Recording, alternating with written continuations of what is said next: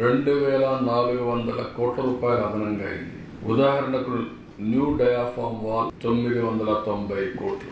ఆ రోజు 440 కోట్లతో పూర్తి చేశాం. మోర్ దెన్ డబల్ అయింది. ఇంకో పక్క వైబ్రో కాంపాక్షన్ నేను పెట్టిన ఇసుక మీరు చూశారు, చూపించాను. 836 కోట్లు అయింది. శాండ్ ఫిల్లింగ్ 363 కోట్లు. అదే మరి డీ వాటరింగ్, ఆ వాటర్ వస్తా ఉంటే ఆ వాటర్ అంతా ఇచ్చేయాలి కాబట్టి ఒక 50-60 పంపులు పెట్టి వాటర్ డీ వాటరింగ్ చేస్తున్నారు. 211 కోట్లు అయింది. మొత్తం కలిస్తే 2400 కోట్ల రూపాయలు ఖర్చు అయింది. ఇది కాకుండా అప్పటికి ఇప్పుడు కాస్ట్ ఎక్స్కలేషన్, ఏదైతే సిమెంట్ ధరలు పెరిగాయి, మిగిలిన రేట్లు పెరిగాయి, లేబర్ పెరుగుతుంది, ఇన్ఫ్లేషన్ ఉంది, అవన్నీ వస్తే అది కూడా పెరిగే పరిస్థితికి వచ్చింది.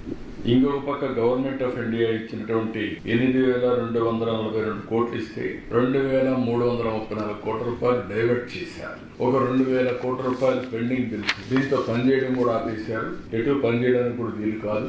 ఏదైతే ఐఐటి హైదరాబాద్ వీడు వదిలిపెట్టేస్తే సిడబ్ల్యూసి ఆర్డర్ చేసి ఐఐటి హైదరాబాద్ కి మొత్తం ఎగ్జామిన్ చేయమంటే వాళ్ళు వాస్తవం చెప్పే పరిస్థితికి వచ్చారు. డయాఫామ్ వాల్ డ్యామేజ్ అని వాళ్ళు ఎస్టాబ్లిష్ చేసే పరిస్థితికి వచ్చారు.